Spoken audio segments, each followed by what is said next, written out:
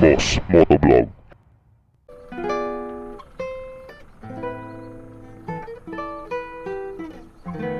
Isang satisfied client na naman ang mag-uuwi ng bagong-bagong Click 160. Sigurado hindi magsisisi si sir nito.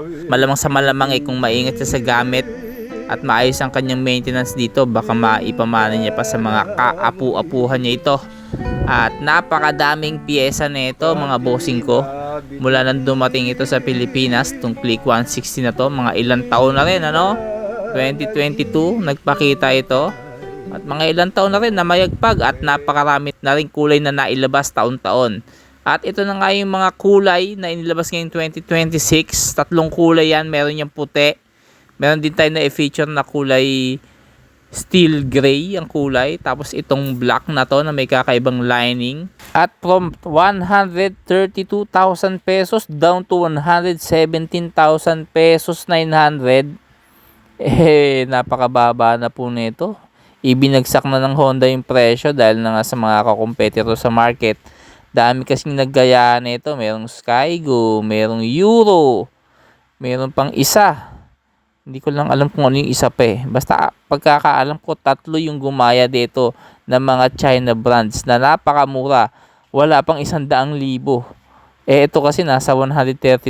Siguro naramdaman nila na medyo humina yung bentahan itong Click 160 nila. So, ibinaba yung presyo 117,900.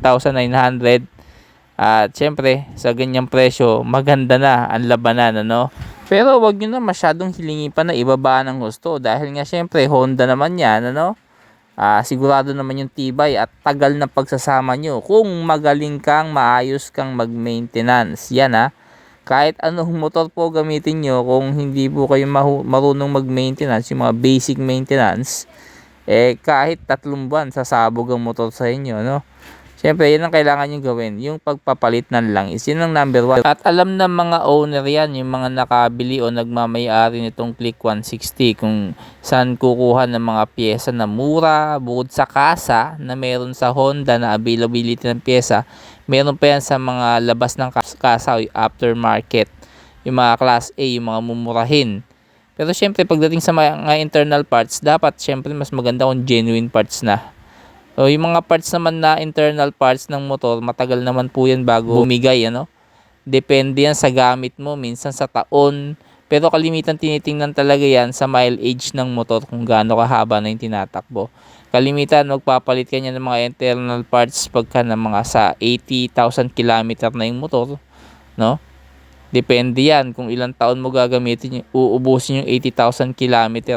Doon kasi nagre-range yung mga gamit, yung mga pyesa.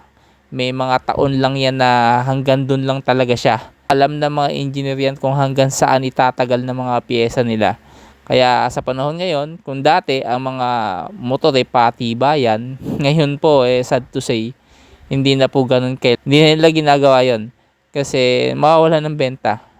Sales po ang pinaka-priority nila. Kailangan ang gusto nila nagpapalit-palit. Nang sa ganoon, syempre, nagkakaroon ng sales, Nagkakaroon ng progress pagdating sa sales, tuloy-tuloy.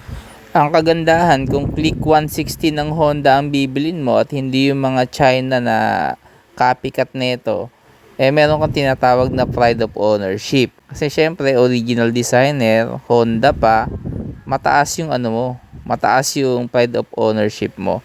Lalo na pagka nakasalubong yung mga kamukha mo, alam mo naman na mga China sila, Pero hindi natin minimenos yung gawan China kasi matitibay rin naman daw Wala pa akong experience sa mga China na ganito na Click. Hindi ko lang sure. Pero matibay din naman daw. Pero syempre, iba pa rin pagka sinabing Honda, nabigyan kasi tayo ng magandang impression nito. Yung mga China kasi na kagaya ng mga Euro, yung mga Skygo, nabigyan kasi tayo ng hindi magandang impression sa umpisa, Yung mga tipong mga sirain, ayan. Yun doon nangyari kasi yun Kaya parang stigma na pag sinabing China, mahina. Pero hindi na po sa panahon ngayon Kasi sa lawak ng kaalaman natin sa internet, marunong na tayo mag-maintenance. Lalo na kung China motor mo, mas iingatan mo siya dahil nga syempre mura mo lang nabili. Yung mga parts na yan, kailangan lagi mo siyang i-maintenance ng ayos para mas sigurado mo din yung tagal ng pagsasama nyo. Yun naman ang purpose mo, kaya mo mini-maintenance yung motor natin, di ba? Para mas matagal yung pagsasama nyo, mas serbisyo ang kanya ng maayos at wala kang aberyang maranasan sa kalsada. Yun nga lang, syempre, hindi naman talaga lahat kaya yung ganitong medyo mataas kasi ito, lalo na kung medyo hirap ka at kapos ka sa budget, no? Tapos nag-iisip ka kung kukuha ka nito na mahal, compare mo sa mga China na, alam mo na, di ba mas mababa yung presyo. So parang sugal na lang yun no? Susugal ka na ganun na lang yung sige, ito na para may magamit na. Pero okay na rin yun. Ang mahalaga lang talaga yung susi dyan, maintenance. At kailangan marunong ka talaga. Alamin mo yung mga dapat na i-maintenance. Hindi kagaya ng ganito mga branded, no? Kahit di mo masyadong yun sa maintenance to matibay kasi, subok kasi yung mga ganitong motor mga boss, no? Kahit medyo waldas kang gumamit ng motor, matibay pa rin. Yung mga bearing, hindi agad-agad naglo-loose. Tapos yung mga pindutan, maayos, intact. Hindi siya yung tipong kahit ibilad mo nga sa arawan yan, hindi basta-basta lumulutong yung mga plastic pagka branded. Yun kasi yung binibili mo dyan, yung kalidad ng mga, kahit yung mga pairings niyan, yung kalidad niyan, yung tibay. Hindi kagaya sa mga China, hindi naman natin sila minimenos, kaya nila na ibaba ng presyo ng ganun. Dahil nga, syempre, yung mga piyesa na nakakabit din dyan, hindi rin ganun katitibay. No? Hindi rin ganun ka-solid. Pero hindi yan ang nasa isip ng bibili na, halimbawa, budget me lang talaga yung budget niya, no? Hindi iniisip Ang iniisip niya talaga yan, yung may magagamit siya on the spot para sa trabaho. Yan naman kagandahan na meron tayong mga China brands. Hindi man siya ganun kamahalan at kasing tibay ng mga branded. Ang makina lang talaga yung pag-asa mo na kumbaga kailangan i-maintenance mo ng maayos na sa ganun tumagal sa'yo. At the same time, magamit mo na agad sa trabaho mo. Di ba? Nakaka-move forward ka na agad dahil nga may motor ka. Malaking bagay kasi pag may motor ka. Marami kang pwedeng magawa. Mas marami kang mapapabilis yung biyahe mo.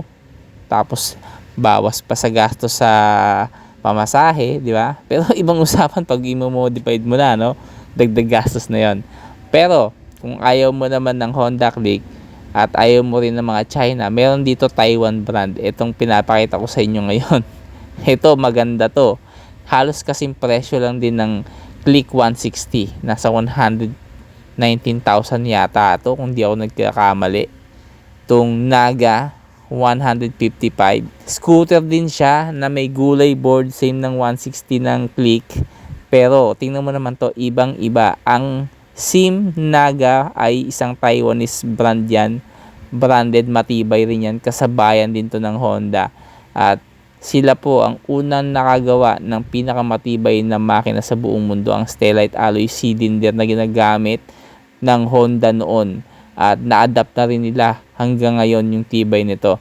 At kaya nga nagsarili ang Honda saka SYM dahil nga ang SYM meron na silang tapang para humiwalay dahil nga sila ang nakagawa ng pinakamatibay na makina, no? Nakaipon sila ng pondo para magsarili at eventually nakipag-tie up nga sa Hyundai na isa ring car manufacturer sa Taiwan. At ngayon, independent manufacturing tong brand na SYM sa Taiwan, sikat na sikat to sa Italy. At sila nagpauso ng mga scooter dito sa atin, no? Hindi pa sikat yung mga Mio na yan. Meron ng mga Simjet na 2-stroke. Yan po yung mga sinaunang scooter dito sa atin sa Pilipinas na nagpasikat din at napakatitibay ng mga makina niyan. O, ayan po yung presyo, 119,900 pala to, no? Mas mahal pa pala to sa sa Honda Click 160. Ang Honda Click is 117,900.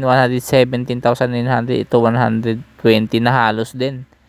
So ang mahirap lang dito sa SYM, no, dahil nga ito po bago lang at konti lang kasi ang nagme-may-ari talaga ng SYM, Ang pyesa nito dito mo kukunin mismo sa kasa nila. Maghihintay ka ng mga buwan o mga ilang buwan para dumating yung pyesa mo. Siyempre, alam nga naman pagka umorder ka, pupuntahan agad nila sa yan. sa main branch nila. Syempre hindi, no? Syempre mag-iipon muna ng mga ano yan, spare parts ng mga orders para naman pagpunta nila madami kayo. Hindi ka guys sa Click na napaka-dominante na sa Pilipinas at napakadaming market din talaga tumangkilik. Maraming pyesa talaga. Kahit hindi ka sa kasa kumuha, meron ka makikita sa mga labas ng kasa. Yun ang kagandahan. Mas convenient, hindi ka gaya sa mga ganito na SYM. Although matitibay talagang pyesa, ang Eternal Parts naman matagal naman po bago bumigay. Yun nga lang, kailangan lang ahead of time. Meron ka ng reserba, 'di ba? O kaya naman, wag naman sana o may disgrasyang mangyari, 'di ba? Yun ang mahirap pagka may biglaang disgrasya. Pero sa tibay mga bossing, hindi mo pwedeng ihambing ng harapan dahil nga matibay talaga ang SYM. Meron tayong video nito na para sa mga gustong kumuha nito, SYM Naga. Meron tayong video nito na unang upload na yun So doon pwede nyo sundan.